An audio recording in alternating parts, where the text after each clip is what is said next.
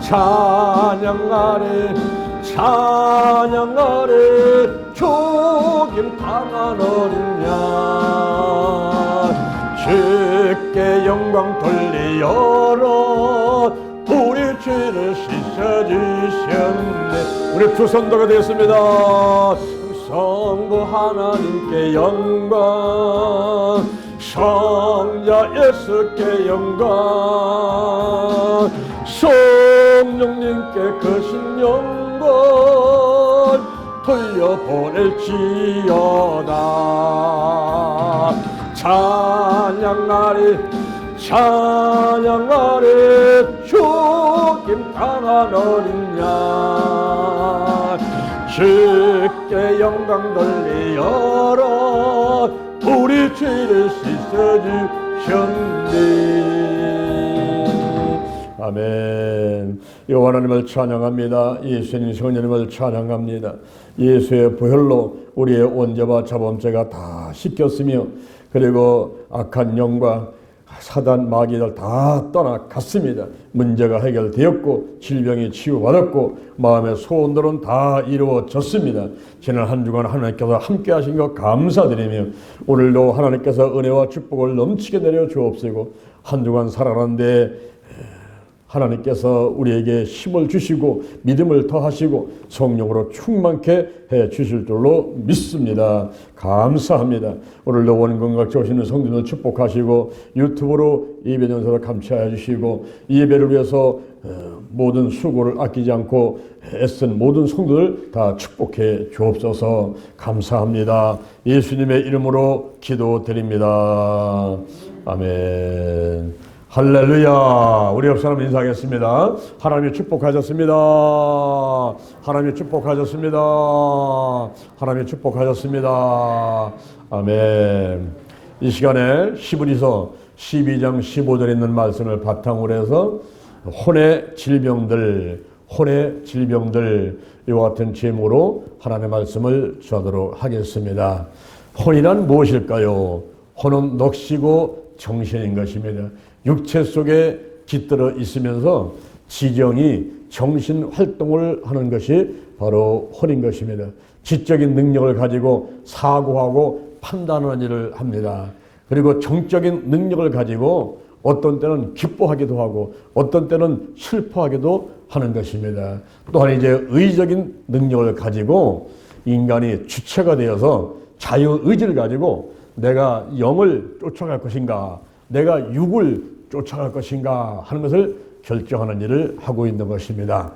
이와 같은 혼은 대단히 중요하죠. 허리와 같이 중심적인 역할을 하는데 이 혼이 병들어 있게 되면은 머리부터 발끝까지 온전치 못한 성도가 되고 또 환경에도 여러 가지 어려움들이 다가오게 되는 것입니다. 과연 혼의 질병들은 무엇일까요?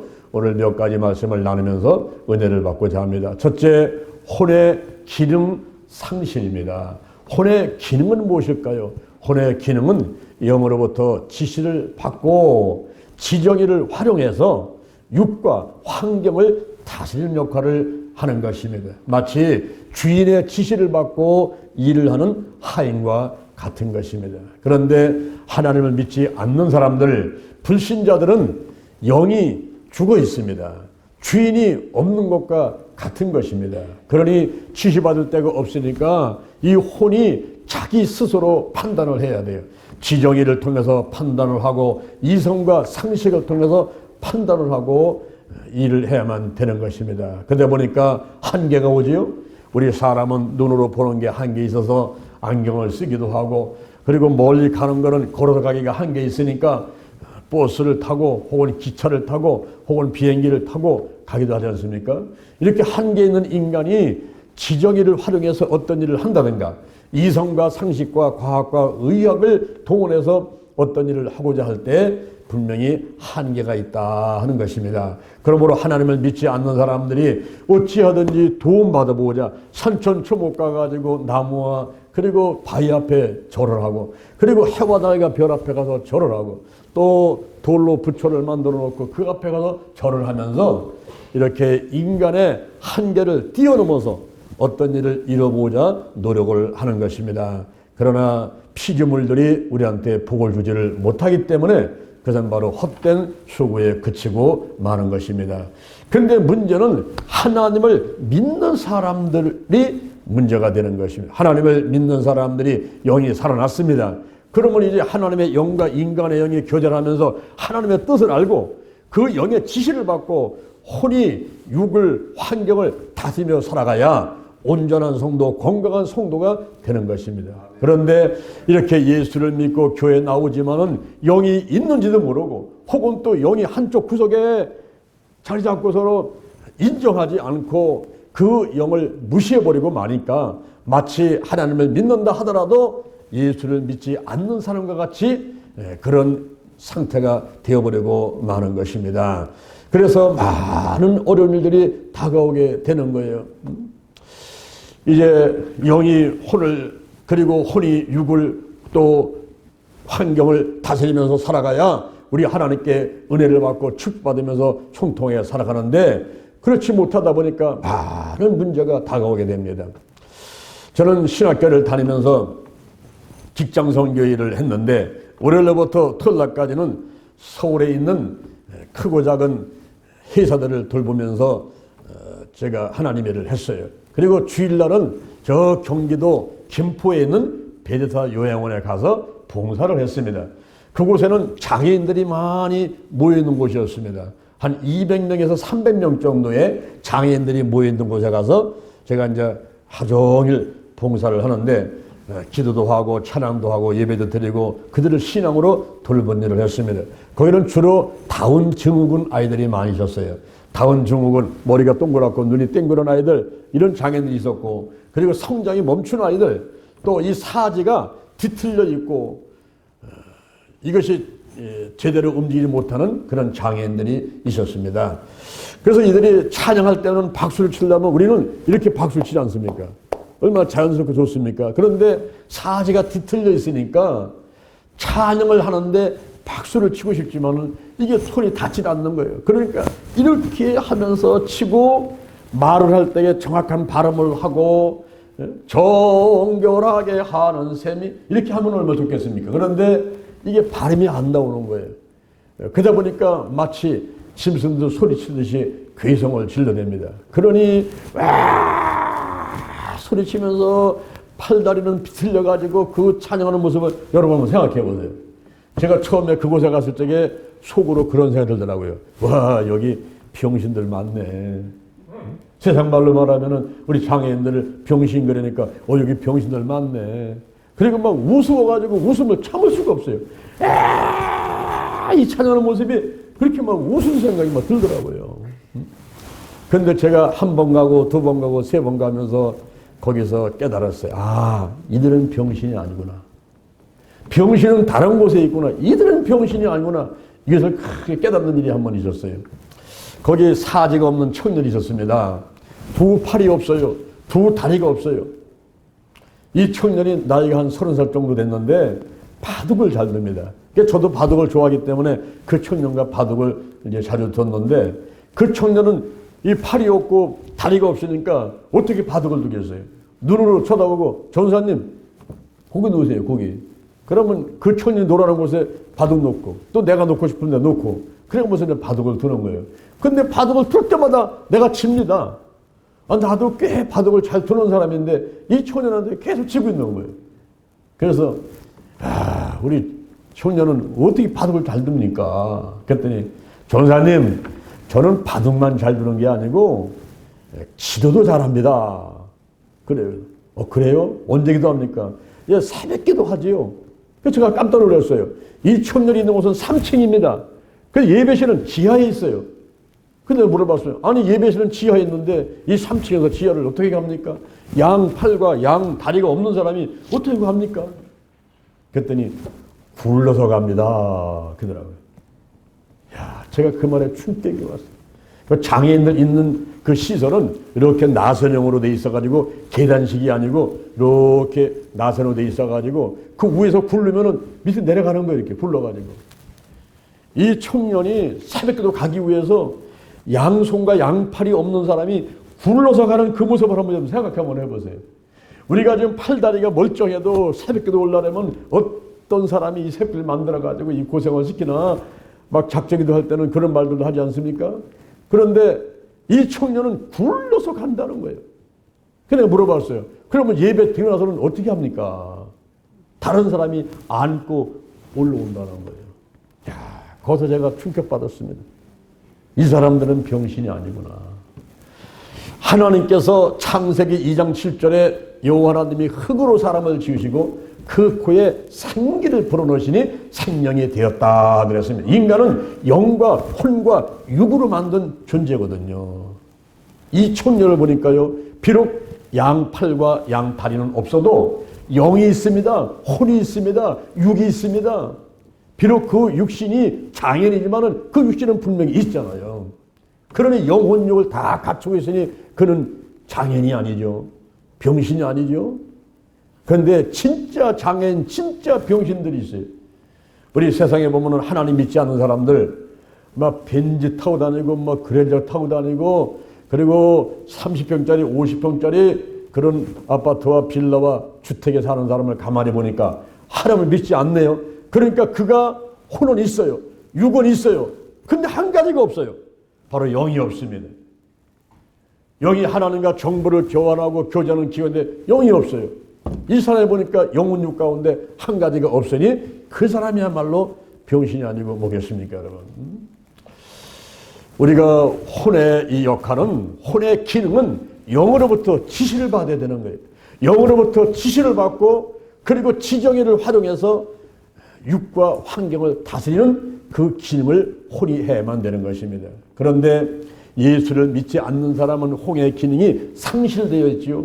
그리고 예수를 믿는다, 교회를 나온다 하면서도 영을 인정하고 영을 찬양하고 그 지시를 받고 이럴 텐데 그 영을 인정하지 않고 무시하고 혼이 주인 돼가지고 꼭대기 위에 올라앉아가지고 이성과 상식을 통해 지정의를 통해서 자기 마음대로 좌지우지하려고 하는 이런 사람이 있다면 그 사람도 병든 사람인 것입니다. 이것이 바로 혼의 질병이다라고 말씀드릴 수가 있습니다.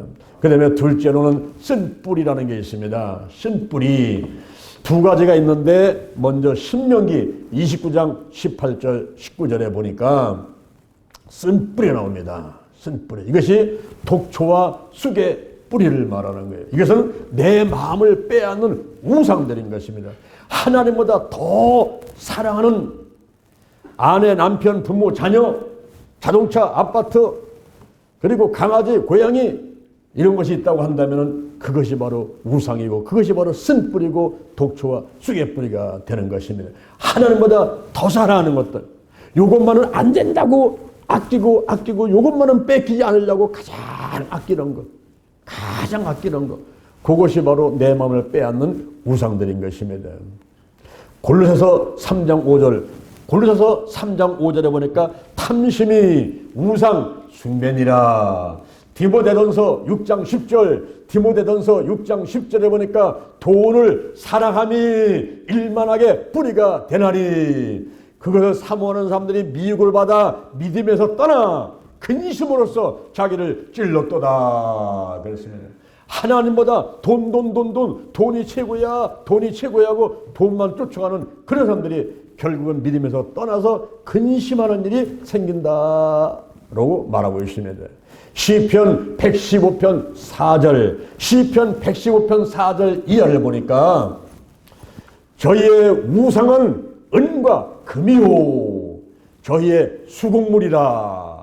사람이 만든 거, 인형 만들어 놓고 부처 만들어 놓고 사람이 뚜렷뚜렷 만들어 놓고 천하 대장군, 천하 여장군 세워놓고 지하 여장군 세워놓고 그리고 설악남 만들어 놓고 그 앞에 가서 절을 하는 그 우상들, 수곡물들, 은과 금, 돈 이게 바로 우상이라는 거예요. 저희의 우상은 은과 금이요 저희의 수곡물이다. 근데 이 우상을 보니까 눈이 있어도 보지를 못해요. 귀가 있어도 듣지를 못해요. 코가 있어도 맡지를 못해요. 입이 있어도 말도 못해요. 손이 있는데 만지도 못해요. 발이 있는데 걷지도 못해요. 목구멍이 있는데 소리도 못 치는 겁니다. 바로 우상을 의지하고 만드는 자가 이와 같으니라 그랬어요. 그러니 우상 숭배하는 사람이 얼마나 어리석은 사람인가 하는 것을 우리가 깨달으면 되는 것입니다.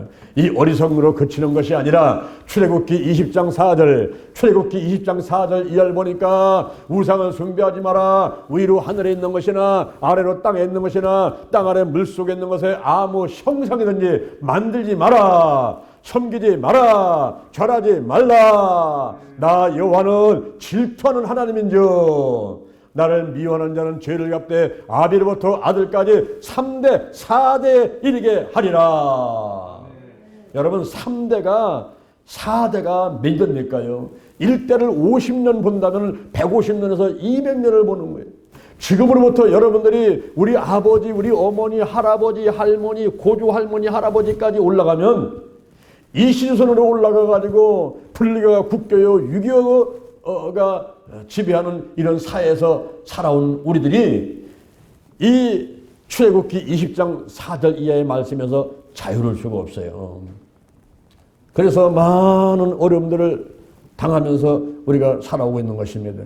이제 하나님의 은혜로 보릿고개를 넘어서고 6.25 전쟁에 일제 36년에 이런 어려운 세월들을 다 지나서 지금은 이제 선진국 대열에 들어서서 여러 가지 행복한 일들을 누리면서 이렇게 살아가고 있습니다만은 우리의 과거는 그렇지 못하다 말입니다. 우리 기독교가 들어오기 전에 그 전에는 지금보다 다 가난하고 실패하고 저주 가운데 질병 가운데 살아왔지 않습니까? 근데 지금은 이제 하나님의 은혜로다가 이렇게 이 나라에 많은 은혜와 축복이 내리게 되었습니다. 이럴 때에 우리가 이 우상 숭배 문제에 대해서 철저히 한번 생각해 볼 필요가 있어요. 혹시 내가 하나님보다 더 사랑하는 게 없는가? 하나님보다 더 아끼는 게 없는가? 그래서 생각해 봐야 됩니다. 저는 한때 자동차가 제 마음의 우상이었어요. 내 마음을 쏙 뺏어갔습니다. 내 정신을 쏙 뺏어갔습니다. 거기에 완전히 빠져버렸어요. 제가 자동차에 없을 때에 한 250만 원 정도 돈을 모아가지고 중고 자동차 하나 사려고 준비를 하고 있는데 하나님께 기도했어요. 하나님 아버지, 우리 특공대를 도와주세요. 전도하고 이거 아버지 하늘나라 위해서 일하는데 지금 돈이 너무 부족합니다. 너부터 바쳐라. 제가 어디 딱 250만 원 자동차 살려고 모아놓은 것이 딱 생각이 났어요. 그래서 아이고 이거 내 돈이 아니구나, 하나님께 드려야겠다. 그래서 하나님께 헌금을 했습니다. 자동차 사는 걸 포기했어요.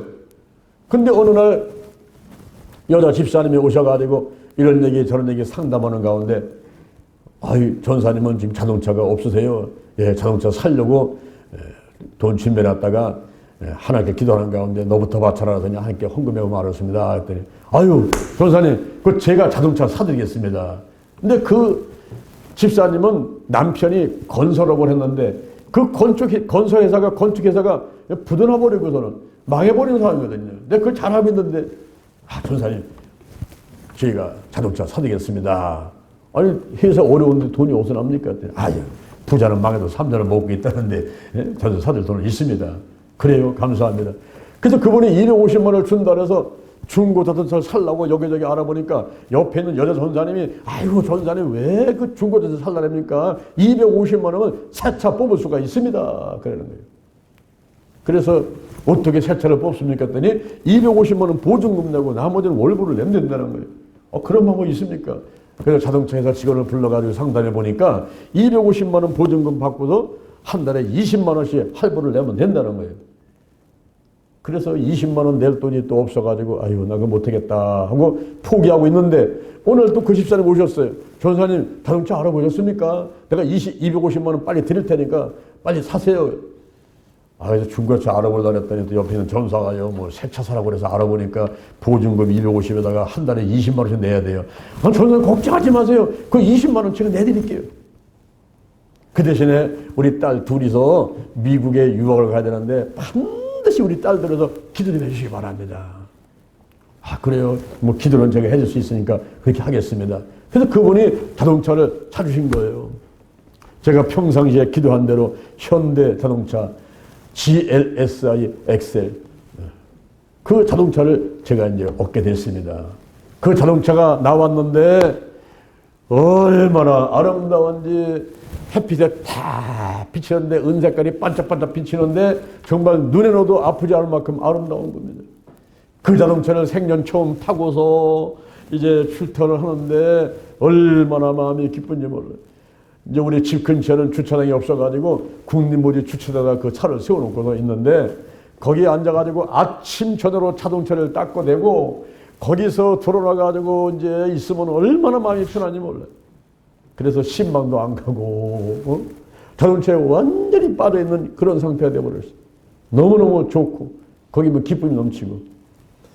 그런데 어느 날 제가 집에서 자동차를 가지러 그 이제 언덕을 넘어가지고 국립묘지 주차장에 가니까 누군가 제 자동차를 긁어놨는데 이게 자동차를 키로 긁은 게 아니라 그 동전으로다가 동전으로 긁게 되면 이 자동차가 이 줄이 크게 넓게 나버려요. 지붕만 빼놓고 나머지 뺑뺑 돌아가면서 내 자동차를 전부 다 긁어놓은 거예요. 내가 그걸 보는 순간에 그 자리에 탈짝 주저앉아서는 그냥 뭐 정신없도 없더라고요. 아이고 이게 웬일인가. 한동안 넋을 잃고 거기서 자동차를 쳐다보고서는 앉아있다가 딱 깨달아지는 거 딱 두 가지 있는데 그게 뭐냐. 아이고, 이 자동차가 내 우상이었구나. 내 맘을 뺏어가가지고 내가 신방도 안 다니고 하나님의 일을 잘 하지 않는 그런 상태가 되어버려가지고 내 맘을 쏙 뺏어가진 이게 우상이 되어버렸구나. 이게 하나님보다 내가 더 사랑했구나. 이게 다 깨달아지더라고요. 그다음에 두 번째가 11조를 안 했구나. 하나님께서 1,000,000원짜리 자동차를 선물로 주셨는데 그러면 내가 100만원 11조를 해야 되는데 이 11조를 안 했구나. 이 생각이 딱 떠오르는 거예요. 그래서 거기 앉아가지고서는 깊이 회개를 하고 이제 그 자동차를 끌고 가서 그 색깔 칠하는 곳에다 갖다 줬더니 다 수리비가 100만원 나왔어. 100만원. 11조만큼을 하늘에 걷어가 버리셨어요. 11조 안 냈더니 다 걷어버렸네. 그래서 100만원 들여야 그 자동차 색깔을 칠하면 그때부터는 자동차 이제 닦지도 않은 거야. 얘라. 예? 내가 하나님 일을 더 열심히 해야지. 그래서 하나님을 더 의지하고 더 열심히 신방하고 더 열심히 전도하고 하나님의 일을 해나갔던 적이 있습니다. 여러분 오늘 여러분들이 저 얘기를 들으시면서 여러분들에게도 깨달음이 있게 되기를 주님의 이름으로 축원을 드립니다. 하나님보다 더 사랑하는 게 있습니까? 하나님보다 더 아끼는 게 있습니까? 그것이 바로 독초와 쑥의 뿌리, 쓴 뿌리인 것입니다. 그 쓴 뿌리가 있을 때 출애굽기 20장 4절 이하에서 말하기를 아비로부터 아들까지 3, 4대 이르게 하는 어려움이 다가와요. 그러므로 우리는 포기해버려야 돼요. 하나님 이외에 다른 것은 전부 배설물같이 여기고 하나님 안에서 축복을 감사해야 되고 우리 하나님께 영광을 드리고 할렐루야. 우리 하나님께서 내게 이와 같은 은혜와 복을 주셨다 하는 이런 믿음의 고백들이 있게 되기를 주님의 이름으로 축원을 드립니다. 또 한 가지의 쓴뿌리는요. 히브리서 12장 15절 오늘 본문에 보니까 쓴뿌리 나오는데 이 쓴뿌리는 마음의 깊은 상처들인 것입니다. 마음의 깊은 상처들, 이 상처들이 언제 어떻게 생기는 겁니까? 태아기 때부터 생긴다고 주장하는 사람들이 있습니다. 태아기를 연구하는 사람들은 흥미로운 사실을 얘기를 합니다. 캘리포니아 주립대학에 존 누난 교수가 있는데 그가 이 태아가 임신 10주가 되면 이미 부신과 갑상선 기능이 활동을 시작한다는 거예요. 그리고 이 아이가 뱃속에서 이미 엄지를 빨고 발가락을 움직이고 발가락을 폈다 구부렸다 하고 발을 돌린다는 겁니다. 그러면서 이 아이의 이 머리의 뇌는 어른 모양으로 다 형성이 되어 있고 그리고 아이의 벌써 지문이 다 형성되어 있다는 거예요. 그러니까 임신 10주면 2달 반인데 2달 반 되니까 이 아이는 삶을 경험을 하고 모든 뱃속에서 일들이 뇌에 기억이 되고 있다는 겁니다. 그래서 벌써 이 어머니 뱃속에 2달 반 되면 그런 상태가 되기 때문에 그때 일어나는 일들을 전부 뇌 속에 기억이 되기 때문에 이것이 상처가 될 수도 있다는 거예요. 그러면서 상처 입은 영의 치유를 쓴 존과 폴라 센푸드라는 사람은 이런 주장을 합니다. 만약에 아이를 원하지 않는데 나는 지금 직장 다녀야 돼요. 아이고 우리 남편 지금 생활이 어려운데 나는 애 안 갖고 싶어. 근데 어떻게 남편하고 아내가 밤에 그냥 어떻게 하다 보니까 그냥 아기가 생겨버렸어요. 아기를 원치도 않는데 아기가 생겨버렸어요. 이럴 때에 이 아이는 성취지향적이고 그리고 남한테 그냥 아양 부리고 막 애교를 부리면서 인정받으려고 하는 그런 모습을 갖게 되고 그런 성격 갖게 되고 그리고 어떤 때는 과다한 욕망이 생겨가지고 막 잡아가지고 자기 주머니에다가 자기 입에다가 넣으려고 하는 그런 행동을 하는 아이로 자라게 된다는 거예요. 아이가 원하지 않았는데 생겼기 때문에 이제 결과가 그리 나타난다라고 이야기를 하고 있는 것입니다. 그리고 혼 외의 관계에서 태어났어요. 아직 결혼식을 안 했는데 어떻게 하다 보니까 동거하다가 어떻게 크리스마스 때 그냥 어떻게 모텔 갔다가 그냥 생겨버렸네 이게. 혼외에서 관계다가 생겨버렸어요. 그럴 때는 이 아이는 깊은 수치감을 느끼는 그런 성격 갖게 되고 그리고 이 엄마 아버지는 아들 낳기를 원했어요. 할아버지 할머니는 아들 낳기를 원했어요. 어느 태어나보니까 여자로 태어났네. 이렇게 원치 않는 성을 갖고 태어났을 때 그때 이 아이는 이제 그 다른 성이 되려고 하는 이 남자아이는 여자가 되고 여자아이는 남자를 다른 성이 되어보려고 하는 그런 노력을 갖게 되고 잘못하면 동성애자가 되는 그런 상태가 된다라고 이야기를 하고 있어요. 그리고 또 어떤 때는 유산을 했습니다. 또 낙태를 했습니다. 근데 그 다음에 또 아이가 태어났어요. 그래서 그 아이는 대타가 된 것에 대한 분노를 느끼니까 혹은 보상하려는 그런 마음을 가진 그런 아이가 된다는 거예요. 또 엄마가 이제 아기를 가졌을 때에 술을 많이 마셨어요. 밤마다 술을 마시고 그리고 커피를 많이 마시고 담배를 많이 피고 그런 아이가 태어났어요. 그럴 때 그 아이는 심한 불안증을 갖는다는 거예요. 심한 불안증 갖게 되고 그리고 이제 엄마 아빠가 맨날 싸우는 거예요. 이 아이가 뱃속에 있을 때인데 막 싸우는 거예요. 뭐 2달 반이면 벌써 모든 걸 다 기억을 하는데 이 뱃속에 있으면 다 듣는 거예요. 엄마가 막 울고 앉아있고 그냥 아빠가 와서 드디어 패고 하는 것을 다 듣고 앉아있고 이 안에서도 다 기억을 하고 있다는 겁니다. 그래서 이 아이는 태어날 때에 아주 긴장감을 갖고 사람들을 두려워하는 이런 아이로 성경을 한다는 거예요. 이렇게 존 누난과 그리고 존과 폴라 샘포드는 임신했을 때에 이 태했을 때부터 벌써 상처가 올 수 있다 하는 것을 주장을 하고 있습니다. 그리고 더 나아가서는 아이들이 성장할 때 또는 대인관계에서 이제 마음에 깊은 상처들이 생길 수 있다라고 주장을 하고 있는 것입니다. 특히 엮이는 가정에서 자란 아이들은 많은 성격적인 이상과 어려움을 갖고 옵니다. 물론 오늘 이 자리에 계신 분들도 그렇지만 저도 마찬가지고 우리 대부분의 사람들이 뭐 한 10명이면 8명이지 9명이 엮이는 가정에서 태어나서 생활을 합니다. 우리가 다 어렸을 때 가난했지요. 그리고 또 하는 일이 안 돼가 실패를 많이 하지요. 그리고 또 뭐 우리 부모님들이 술을 많이 드시고 담배를 많이 피고 그리고 일중도 무슨 또 몸이 아파가지고 오랫동안 집안에 할머니 할아버지가 들어오고 계신 이런 가정에서 자라지 않습니까? 그런 어떤 엮이는 가정에서 자랐을 적에 여러 가지 마음의 상처들을 많이 받게 된다는 거예요. 요즘 제가 가끔 가다가 핸드폰을 보면은 그 원숭이를 키우는 사람들이 많이 늘어나더라고요. 근데 그 원숭이를 가만히 보니까 그 주인들이 말이에요. 그 주인이 성격이 온순한 사람의 집에 있는 원숭이는 그 원숭이도 아주 온순해요. 싸우지도 않고 덤벼들지도 않고 음식 탐하지 않고 줄 때까지 가만히 기다렸어요. 한 개쯤은 한 개 먹고 이러더라고 보면. 근데 그 주인이 좀 성격이 사납고 그리고 막 화도 막 내가지고 막 소리치고 하는 그런 집안에 있는 원숭이를 보면 얘들이 싸우고 그냥 음식 있으면 갖다가 막 집어넣고 갖다 감추고 또 와서 가져가고 막 이러고 그리고 막 사람을 그냥 막 핥히고 막 이러더라고요. 그래서 야, 이 주인을 닮네. 이 고양이도 원숭이도 강아지도 보니까 주인을 닮아가요. 그게 바로 환경에 영향을 받는다는 거예요. 이렇게.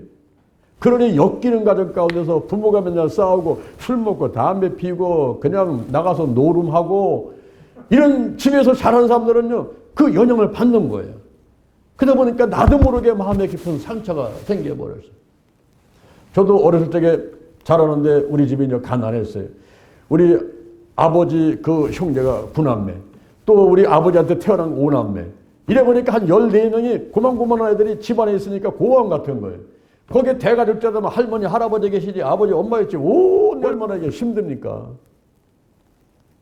그런데 어느 날 제가 4살 때였어요. 4살 때 우리 어머니하고 함께 외갓집을 가는데 버스 타려고 버스 정류장에 서 있습니다. 우리 어머니가 제 손을 붙잡고 서 있는데 지나가는 사람들이 다 나를 쳐다보면서 키득키득키득 웃고 가는 거예요. 그 손가락질을 막 하고 가는 거예요. 막 웃고 가는 거예요. 나는 그때 얼마나 창피한지 몰라.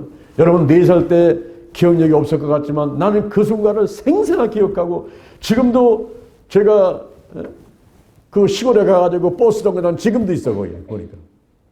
내가 그 장소를 보면서 지금도 난 그 생각이 나오네. 야, 4살 때 받은 그 상처. 왜 사람들이 나를 보고 웃었을까요? 나는 4살인데 나한테다가 8살짜리 옷을 입혀놓은 거예요. 옛날에는 자라가면서 옷을 입으라고 이제 큰 거 사준 거죠. 옛날에는 아주 뭐 고리땡이라 해가지고 좋은 거 그런 걸 해가지고 해주는데 4살짜리한테 4살짜리 옷을 입혀드렸는데 4살짜리한테 8살짜리 옷을 입혀놨어요. 자라가면서 입으라고. 그러다 보니까 옷이 커가지고 어땠습니까? 여기 다 걷어가지고 올려놨죠. 바지 다 둘둘 말아가지고 올려놨죠. 마치 두루마기 같은 거 하나 입고 서 있는데 둘둘둘 말아가지고 입고 있으니까 엄마 손을 붙잡고 있지만 그 모습이 얼마나 웃기는 모습이냐. 사람들이 막 입을 맞고 끄덕끄덕하고 막 이러고 나가는데 저는 그때 얼마나 창피했는지 막 지금에도 들어가고 싶은 그런 마음이었단 말이에요. 어린 마음이지만 부모들은 아무도 몰라 내 마음이 그런지를. 근데 그것이 제가 50년 60년이 지나도 잊어버리지 않아요. 그 창피함과 그 수치함을 잊어버리지 못하는 거예요. 이게 마음의 깊은 상처를 쓴 뿌리라고 하는 것입니다. 우리가 이렇게 가족이 많다 보니까 돈 들어갈 때가 많잖아요. 그러면 육성예배 낸다고 갖고 오라고 선생님은 다그치죠. 아버지한테 육성예배 300원, 200원 주세요 하면요. 벌써 전날 저녁부터 울어야 이튿날 50원, 100원 다 갖고 간다면. 그것도 한꺼번에 다 주지도 않고 50원 주고 30원 주고 해가지고 모아가지고 나는 600원 만들려면요. 얼마나 힘든지 몰라요. 전날부터 우는 거예요. 그냥 울고 땡깡 놓고 있는 거죠. 그래야 이제 아침에 밥도 안 먹고 울고 서 있으면 조금 주면은 갖고 오고 되고. 그런데 한날은 저쪽 한쪽에서 울고 있는데 우리 아버지가 성큼성큼 다가오더니만 시끄럽다고 소뚜껑만한 소로다가 제 따귀를 딱 때렸는데 얼마나 세게 맞았는지 눈에서 불이 번쩍 나면서 정신이 그냥 혼매지는 가운데서 얼마나 내가 마음에 그것이 분하고 억울하고 지금도 그때 생각하면 고개가 돌아가. 얼마나 세게 맞았는지 지금도 고개가 돌아가. 이렇게 맞은 것이. 그것이 막 마음 가운데 심플하게 상처가 되고 우리 아버지를 미워하는 마음이 생긴 거예요. 다른 아이들은 15리를 걸어가면요 1시간 반을 걸어가야 됩니다. 15리 걸어가려면은. 그때 다른 아이들은 참 자전거를 사줘가지고 자전거 타고 싱싱 달리는데 나는 자전거를 안 사줘요. 도시락 2개 싸두고 가방 큰 거 메고 검은 양복 입고 검은 모자 쓰고서 중학생이 그러고서 1시간 반을 가봐요. 학교 도착하면요 눈사람도 있어요. 먼지가 뽀얗게 앉아가지고 비포장도리에 트럭하고 버스 지나가면 얼마나 먼지가 많습니까? 그리고 검은 양복 입고 갔는데 학교 도착하면 하얀 눈사람도 있어요. 그리고 얼마나 이 가방이 무거운지 어깨를 한쪽 쭉 쳐지는 거예요. 그런 세월을 3년을 다니는데 자전거나 사는데 안 사주시는 거예요. 그래서 아버지가 얼마나 미워했는지. 여러분 성장할 때 이런 그 가족들로부터 특히 부모로부터 받은 그 상처들이 많이 있어요. 이 부모하고 가족들하고는 애증관계가 공존합니다. 한편은 사랑하기도 하지만 한편은 증오심이 있어요. 미워하기도 하고. 이런 가족들과 관계 갈등이 있단 말이죠. 이런 것들이 다 쓴뿌리가 돼가지고 마음 가운데 내려앉으니까. 잠언 17장 22절에 보면은 이 근심하는 것이 뼈를 생하게 만듭니다. 내 마음 가운데 근심하고 미워하고 증오하고 이런 것들이 쌓여가지고서는 내 몸을 아프게 만드니까 어릴 때부터는 비실비실 내면서 몸이 아파가지고 살아가게 되고 이런 생활을 하더라고요.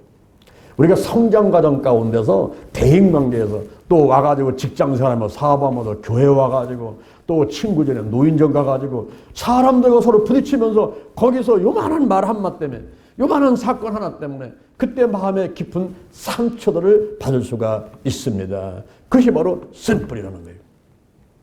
한번 어떤 젊은 청년이 전화가 왔어요. 목사님, 제가 한 가지 상담을 드리려합니다. 예, 뭡니까? 우리 어머니 좀 살려주세요. 왜 어머니가 어디 아프십니까? 그게 아니고요. 우리 누나가 때려요. 우리 누나가 어머니를 때려가지고 어머니가 시퍼렇게 멍드는데 매일 맞아요. 아니 누나가 어머니를 왜 때립니까? 누나가 몇 살입니까? 우리 누나가 26살입니다. 저는 23살입니다. 우리 어머니가 지금 현재 50이 넘으시고 60이 가까워지는데 우리 어머니를 너무 때려가지고 한쪽 어깨가 시커멓고 몸 전체가 다 멍들었다는 거예요. 아니 왜 누나가 왜 딸이 엄마에게 때립니까? 그러면 그분 둘 좀 저한테 오라고 한번 해보세요. 우리 교회 한번 오라고 그래보세요. 제가 만나서 상담을 해봐야 되겠습니다. 네, 그분들이 왔더라고요. 왔는데 이야기하다 보면 길게 가니까 제가 종이를 몇 장 줬어요. 네, 대충 상담하느라 너무 바쁘니까 오랫동안 얘기를 못하니까 대충 얘기하고 종이를 줬어요. 이거 가지고 가서 집에 가서 라이프 스토리 한번 써보세요. 네, 무엇이 자기들의 마음을 이렇게 아프게 만드는지, 네? 왜 이렇게 어머니를 때리게 되는지, 또 어머니는 또 왜 또 맞으면서 살아가는지, 이런 것 좀 한번 자기 자신을 쭉 돌이켜보면서 뭐가 문제인가 하면 스스로 한번 이렇게 라이프 스토리 한번 써갖고 와보세요. 그랬어요. 이번에 가서 이제 며칠 있다가 왔는데, 한 5장 써갖고 오더라고. A4에다가 5장, 6장, 5장을 써갖고 왔어요. 가만히 읽어보니까 엄마한테도 문제가 많고 이 딸한테도 문제가 많은데 특히 이 딸을 보니까 3가지 쓴뿌리가 있더라고요. 마음에 깊은 상처 3가지가 딱 있는데 그걸 딱 잡아가지고 이제 이걸 치료해야 되겠다라는 생각을 갖게 됐는데 그 한 가지가 뭐냐면 이 아버지하고 엄마가 할아버지하고 할머니가 원한 것은 아들을 낳기를 원한 거예요. 우리 집안의 대를 이끌어서는 빨리 아들을 얻어야 된다. 아들 낳기를 원하는데 나하고 보니까 딸이 나왔잖아요. 그러니까 6살 될 때까지 아버지, 어머니, 할아버지, 아버지가 이 아이를 머리를 남자 머리로 깎게 만들고 옷도 남자 옷을 입혀가지고 키운 거예요. 그러니까 이 아이는 6살 때까지 자기의 여잔지를 몰라서 정체성을 모르는 거예요. 뭐 남자같이 자라고 할아버지, 할머니한테 엄마, 아버지한테 미안한 마음을 갖고 있고 이러면서 6살까지 자랐다는 거예요. 그게 얼마나 억울한지 엄마만 보면 왜 나를 낳아가지고 왜 딸로 낳아가지고 이렇게 나를 힘들게 자라게 만들었냐고 그런 생각이 들어가지고 엄마를 때린다는 거예요. 그 다음에 또 한 가지가 그 자기 동생이 이제 태어났는데 6살 때 이제 자기 동생이 태어났는데 그 동생이 아들이 태어난 거예요. 남동생이 태어난 거예요. 그랬더니 엄마, 아버지, 할아버지, 할머니의 모든 관심이 누구한테 가겠어요?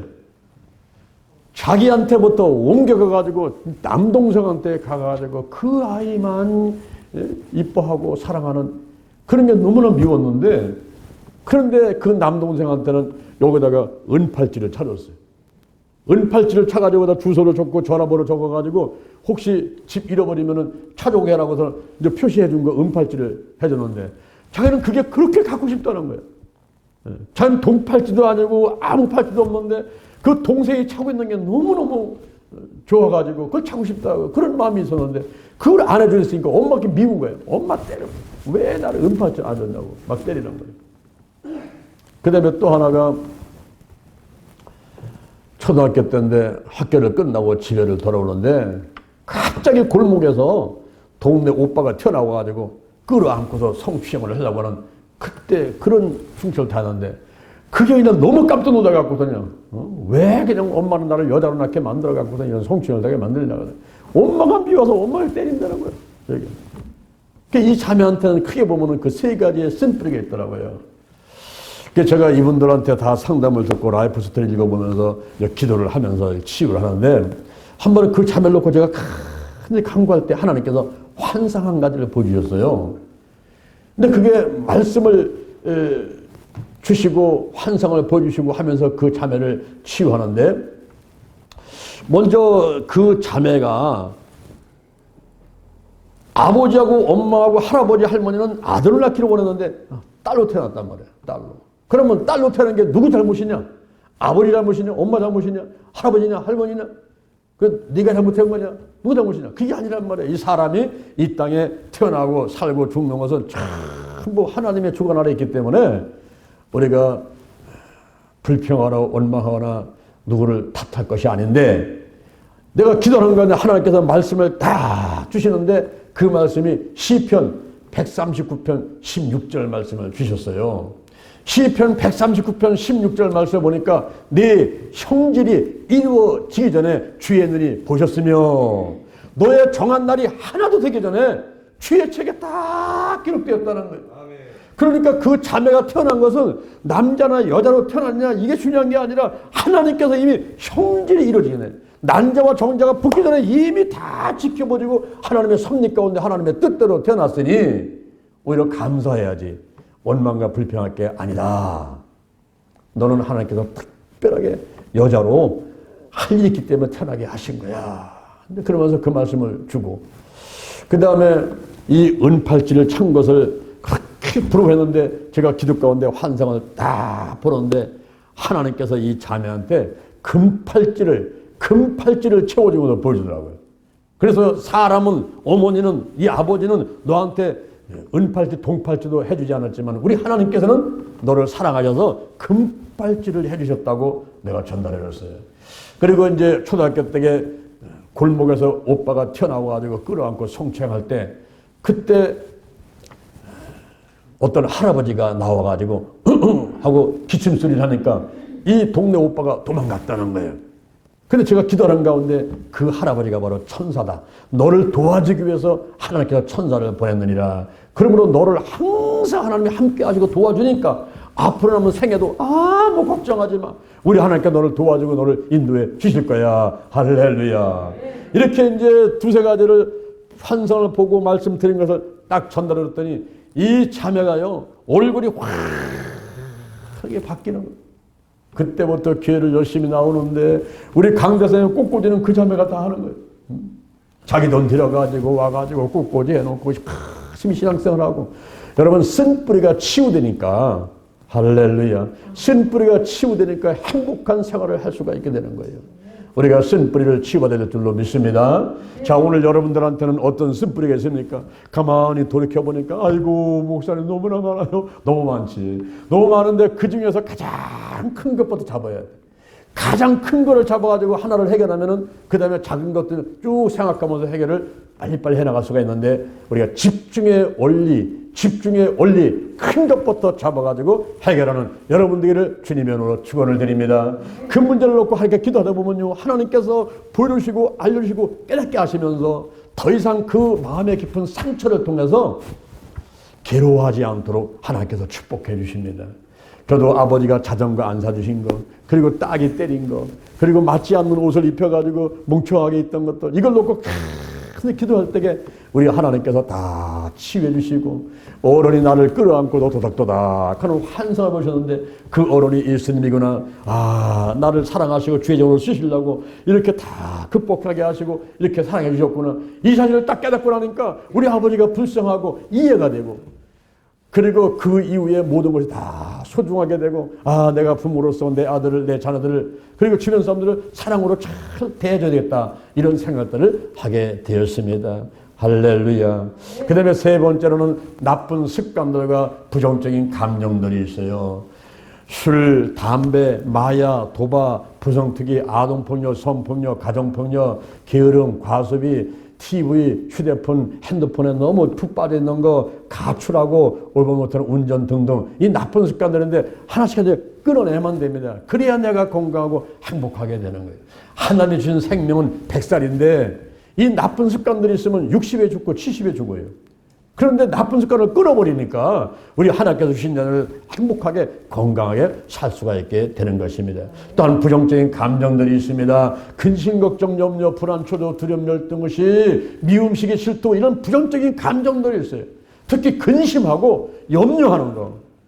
저도 마찬가지고 여러분도 마찬가지고 여러분 하루하루 살아가면서 근심 많이 하시잖아요. 염려 많이 하잖아요.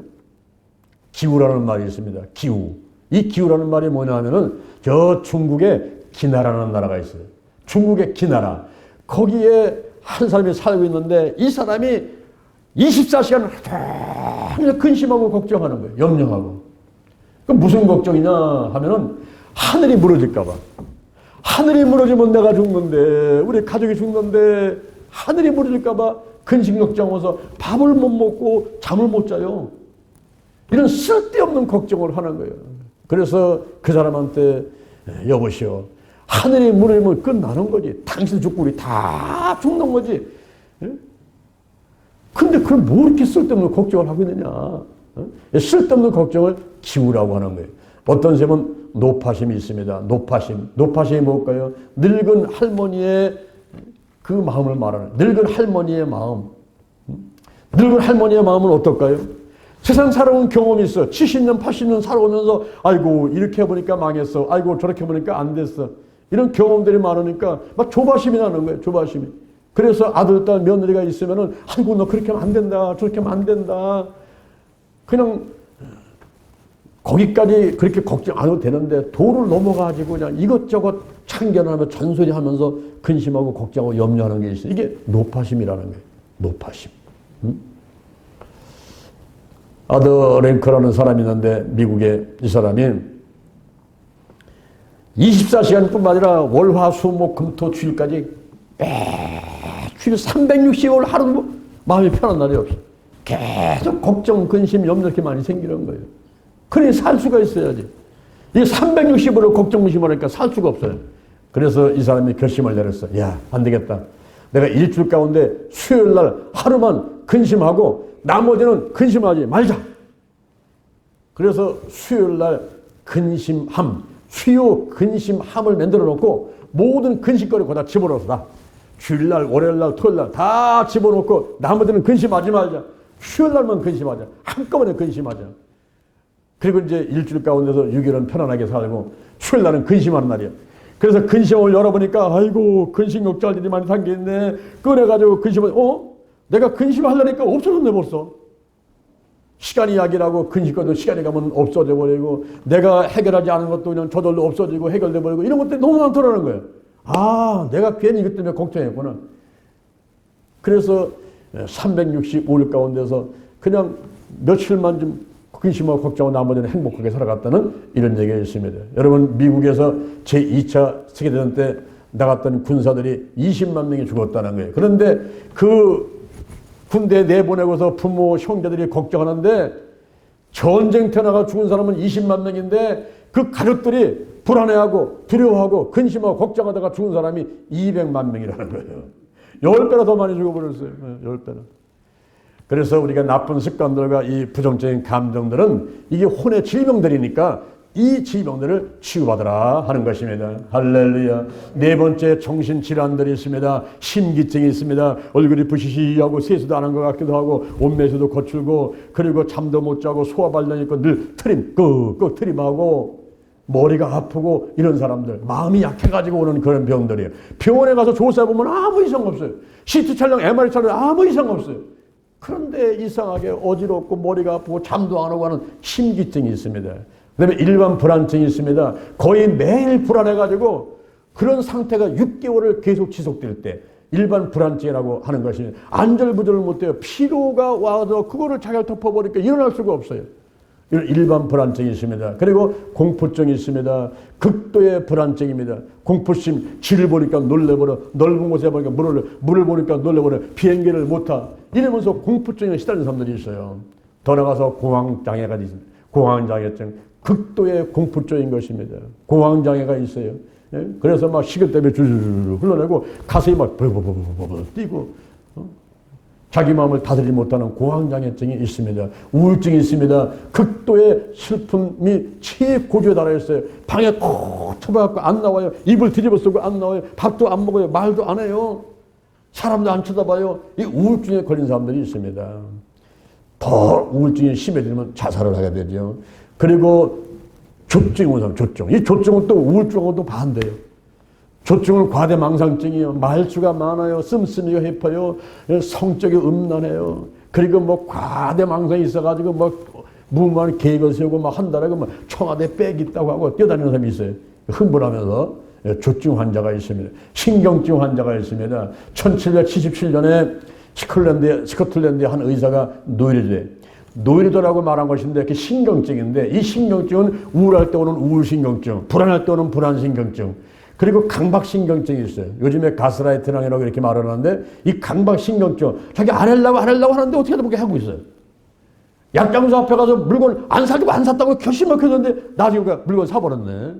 이런 강박신경증에 시달리는 사람들이 있습니다. 그 다음에 히스테리가 있어요. 히스테리. 이런 신경증에 관계된 여러 가지 질병들이 또 있고, 우리 대한민국에 이 한국 사람한테만 특별히 있는 병이 하나 있어요. 그래 정신질환인데 그 병을 화병 그럽니다.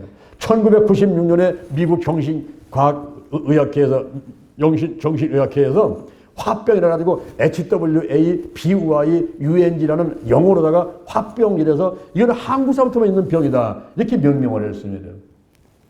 스트레스가 오게 되면 그 증상 나타날 때 외국 사람들은 불안하고 우울하고 이런 증상이 나타나는데 우리 한국 사람들은 분노가 나타난다는 거예요. 화가 일어나는 거예요. 그래서 막 속에서 뭔가 치밀어 올라오려고 그래요. 막 불덩이가 막 올라와요. 막. 열이 막 올라가고 뭐 갱년기 나서면 그런 건 아니고 막 열이 막 올라와서 얼굴이 불그락 하고서 막 속에서 막 티몰어요. 아이고 환장하겠네. 아이고 미치겠네. 이런 말이 장도 모르게 튀어나오는 이게 바로 화병이라는 거예요. 화병. 이게 스트레스로 인해서 오는데 여러분 스트레스는 뭐냐면 외부에서 오는 자극이에요. 정신이 자극이면 정신적 스트레스. 그리고 육체로 오면은 육체적 스트레스가 되는데 이 스트레스도 좋은 게 있고 나쁜 게 있어요. 좋은 스트레스는 유 스트레스. 아, 넥타이 새로 맸더니 기분이 좋아. 아, 오늘 교회 왔더니 기분이 좋아. 이런 것은 유 스트레스입니다. 근데 디 스트레스가 있는데 이것은 남한테 요만한 말 들었는데 아우 기분 나빠 그냥. 그래가지고 잠도 안 와, 밤낮도 안 와. 이런 디 스트레스가 있습니다.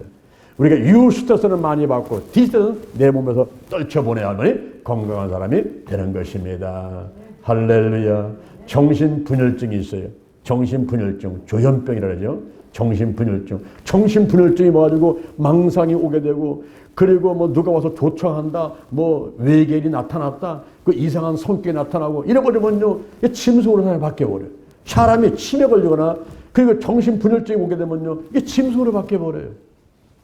오늘날 우리 가족이라든가 주변 사람들 가만히 보면은 10명 중에 8명이지 9명이 정신질환자 같아요. 어떤 사람은 심기증, 어떤 사람은 불안증, 어떤 사람은 공포증, 어떤 사람은 공황장애, 어떤 사람은 우울증, 어떤 사람은 조증, 어떤 사람은 신경증. 해당 안 되는 사람이 별로 없어요. 이럴 때에 잠언 4장 23절 무릇 지킬 많은 것보다 더욱 내 마음을 지키라. 생명의 근원이 이에서 남이니라. 여호수아서 1장 9절, 여호수아서 1장 9절. 자, 손 한번 들어봐요. 손 한번 들어봐요. 이거 중요한 말씀이 있대요. 손 한번 들어봐야 됩니다. 제가 첫째 그러면은 강하고 담대하라. 둘째 그러면 두려워하지 말고 놀라지 마라. 셋째 그러면 하나님이 함께 하신다. 이렇게 한번 외쳐봐야 돼요. 첫째 그러면 뭐라고? 마음을 강하게 담대하게. 자, 첫째 마음을 강하고 담대하게. 둘째 그러면 두려워하지 말고 놀라지 말랍니다. 둘째 두려워하고 놀라지 마라. 셋째 그러면 하나님이 함께 하신다 그러는 거예요. 셋째 하나님이 함께 하신다. 할렐루야. 여러분 마음을 강하고 담대하게 두려워하지 말고 놀라지 말고 하나님이 함께 하신다. 하나님 함께 하시 감사. 하나님 함께 하시 감사합니다. 이러면서 우리의 혼의 질병들을 물리칠 수가 있는 것입니다. 할렐루야. 오늘 일하신 여러분, 유튜브로 이런 여러분들이 마음을 강하고 담대하게 두려워하지 말고 놀라지 말고 하나님이 항상 함께 하시니까 이제 하나님 안에서 행복한 여러분 되기를 주님의 이름으로 축원합니다. 축원합니다. 여러분의 가슴에 손 한번 얹어보세요. 제 기도를 한번 따라하시기 바랍니다. 우리가 마음으로 믿고 입으로 시인하는 거예요. 하나님 아버지, 저는 죄인입니다. 어디서 와서 무엇 때문에 살며 어디로 가는지 알지 못하고 방황하며 살아왔습니다. 오늘 목사님 말씀 듣고 내 가슴에 손을 얹었습니다. 예수의 보혈로 나의 모든 죄와 혼의 질병들을 깨끗이 씻어주시고 치유하여 주옵소서. 지금부터 천국 갈 때까지 나와 함께 하여 주옵소서. 예수님의 이름으로 기도드립니다. 아멘. 할렐루야. 우리 하나님께 영광에 감사드렸습니다.